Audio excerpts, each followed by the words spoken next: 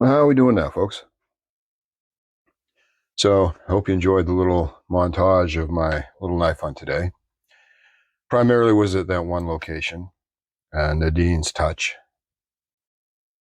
And for anybody who saw anything in that video that they liked, that they might want to purchase for themselves, or, if we're in contact and you want me to go pop up there next time and grab one of those items, here's the card, Nadine's Touch, antique, vintage, home decor, and something in French I won't try and pronounce. There's the address, there's a contact number, and she also has a Facebook page. You can look up under Nadine's Touch, and new items that come in get listed there, and you can message her and talk business. We'll put that right there.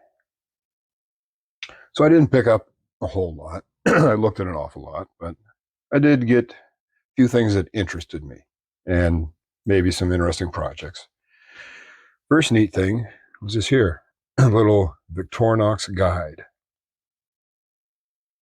And Swiss Champ, the practical toolbox for the car, household, and workshop. And it's in a variety of languages. So I thought it was kind of neat. It just basically breaks down the different aspects of the knife, different things you can use them for, some instructions on how to use them.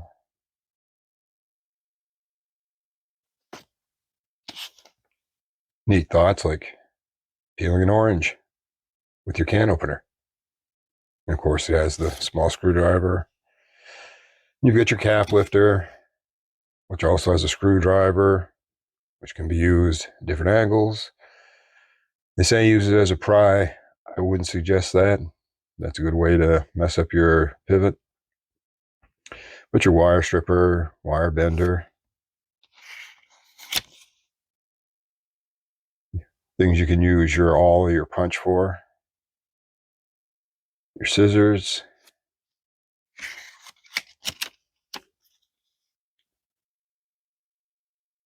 it just kind of goes through the various tools that are in the Swiss Champ.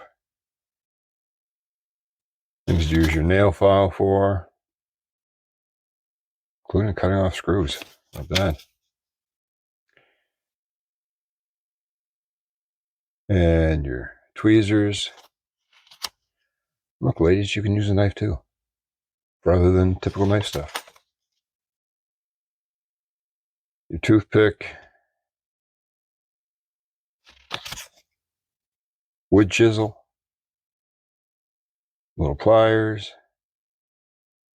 Don't use your pliers that way, apparently. Use your pliers that way. All about the angle, I guess.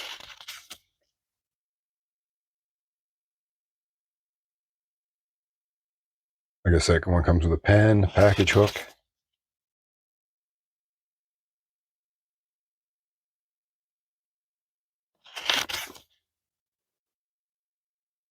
Please note this trademark on the domestic butchers and other specialized knives. Sharpening with the sharpening steel on both sides at an angle of 15 to 20 degrees. Instructions on sharpening. How to clean it and maintain it.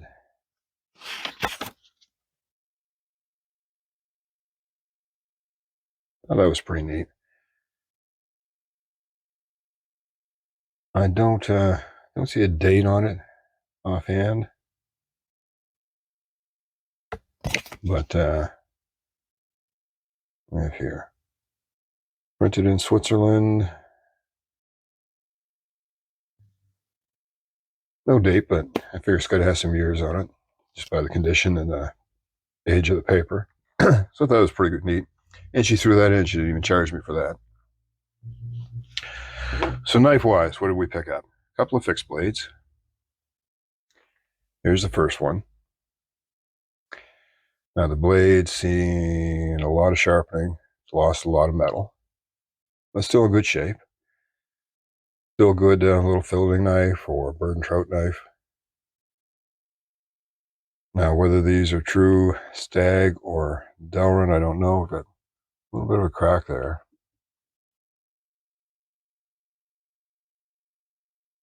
Some leather spacers, pommel. I really like the guard. Style of the guard is pretty cool. Maybe broken off there, I'm not sure. But it is, we can make it out. Looks like Rich A. Herder, Soligen, Germany. And that little symbol there. So I thought a nice feeling knife. Still has some life in it. I just thought it was very interesting looking. So, and I'll be able to do some research on the maker. That was the first one. Yeah. Comes in at for about 8.5 inches, 4 1/3 inch blade with a just shy of 4 inch cutting surface. The blade's going to need some work. I talked to her, and when she got the lot of 3,000 knives in, apparently the guy had the intention of fixing them up, but he just didn't quite have the skill set. So a lot of stuff was heavily ground on, as you may have seen from some of the other knives. Man, I wish I was there when that lot came in, though. Anywho, you're late to that party. Then we have this one here. So, faux handles on it, but they're still in pretty good shape. Got some rust here. Nice blade on it, and it is an Imperial USA. Probably stainless steel, but it's nice in the hand. An overall of just about 9 inches with a 4 3/4 inch blade and 4 1/3 cutting surface. Got some weight to it. You wouldn't think so with the fake handles on it, but good little cleanup knife. So that is it for the 2 fixed blades. Now, this one here, $5. Wood handles, they're split and cracked in a few places. I just thought it was interesting. Got a cool little bolster on it. It has nice action. Comes out to a solid half stop. Real nice snap on the open. Cool little clip point blade. No maker's mark. Well, there's the remnants of a maker's mark there. And looks like I see almost like a K, maybe a B, a K, remnants of an A. I know that that mark looks familiar. I should be able to track that down. There's enough of there that I should be able to. Nothing on the other side. Rough shape. I don't think it's an actual wood handle. I think it's plastic. Be a nice recover project, but I like the action on it. A little soft on the close. That's just dirt in the pivot. It's got lots of good snap to it. So we'll find out what this one is and probably do a recover. But it was a pretty solidly built knife. Close, you've got 4.5 inches. You get 4, 8 1/4 open. Oh, about 3 3/3 on the blade. A little over 3 inches on the cutting surface. Blade's rough. You can see some of that grinding I was talking about. But a few chips, but lots of meat left. Definitely salvageable. Just really like the action. It's going to be nice when I get it cleaned up and we get a good snap on the close. Then we picked up, now this one, it's an electrician's knife. Obviously not the original bail. A little bit of a crack there in the handle. but generally a little bit of a crack there. But what struck me with this one is maker's mark. I don't know that one.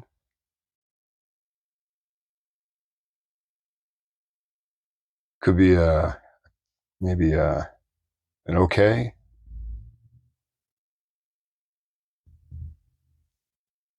Could possibly be Japanese characters. I don't know. I don't think, but I'm guessing an okay.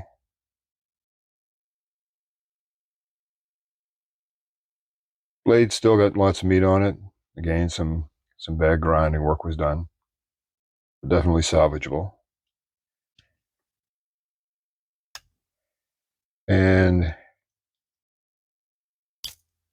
you have your wire stripper, insulation remover, screwdriver, and your liner lock.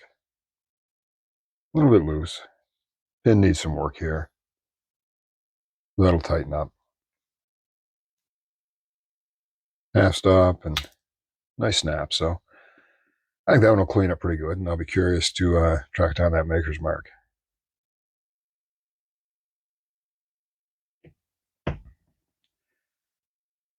Now this one was kind of made me sad, but for $2 I couldn't pass it up. It's an old timer. Everything looks in great shape, except the blade has seen the last of its life, obviously. But it was a Schrade, I believe 194 OT, made in the US. Liner lock. So for $2 I couldn't pass it up, and that'll sit somewhere until perhaps I find a blade that I can use to replace it, because everything else is in pretty nice shape. So that will be in the future. Maybe I find the parts project drawer. That was a nice snap, but you definitely wouldn't want to carry that. But that would have been a real nice find had it had a good blade on it. Then we got this one, Dawes Brewery. Bière et Port. I'm not going to try French. Bière et Port. Anyways, ale and porter, Black Horse. And you get kind of a unique looking cap lifter, which rounded on the back. It's a good snap. And then you get a spear point blade. A lot of rust in this one. But it is made in Germany. And Gopel Soligen, Goppel. Again, nice snap. So that's one for the neat pile. We'll clean that up. Great little snap on it. Just a little advertising knife. And the last pickup was this one. You've got plastic or Delrin covers, probably nickel silver bolsters, 3 pins, single back spring, steel or nickel silver liners, and it is kind of a half hock.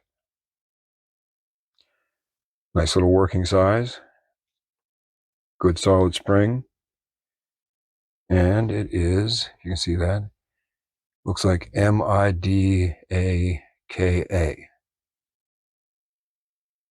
That's all we get with that, so that's another one to research.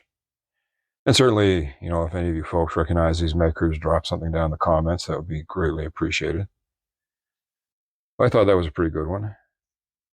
Neat. It's got the blade is in good shape. It's healthy. A little bit nick to the tip, but I can sort that out. But no smile or anything. Still a little bit of sharpening choil. But just a nifty little knife. Has a nice snap. We'll have better snap when I clean it up. Just a good little work knife. So that's my haul. You know, nothing too elaborate, just some pieces I thought were neat, and I just wanted to clean them up and get them back into action. And a few curiosities as far as the makers. And so that's that. That's what I picked up. And again, if you saw anything in the highlight videos from inside the store, then there's your contact information. And again, Nadine has a Facebook page under the name Nadine's Touch that you can go to, and she lists new items as they come in. There was quite a bit of neat stuff. There was actually a big mechanical bellows there that Dad said was almost exactly the same as the one that my great-grandfather, his grandfather, used in his blacksmith shop. And it was a coal shop. So that was the bellows that kept the coal hot. It was seized up. I almost grabbed it, but it was seized up. So maybe in the future. So that'll be it, folks. I hope you enjoyed tagging along with my little adventure. And like I said, if we're in contact and you see something in those shots that piques your interest, or, you know, there's your contact information for Nadine. I'm sure if you reach out to her or I, maybe we can make something happen there. Anyway, that's it for today. And hope you're all having a great day, a great weekend. And I hope all the folks down at Ellaville are having a great time getting together. I'm sure that's an awesome show and an awesome time for content creators to get together and meet, and subscribers to get together and meet some of the content creators. And I'm sure just all a fabulous bunch of people. So that'll be it for me. I'm going to go have a bite to eat and then probably start working on some knives. So get out, have a good weekend, spend some time with people important to you, and if you get a chance, get out in the woods. Just let some of the peace and quiet wash over you and melt some of your concerns away. Take a knife with you. Might just come in handy. Y'all take care.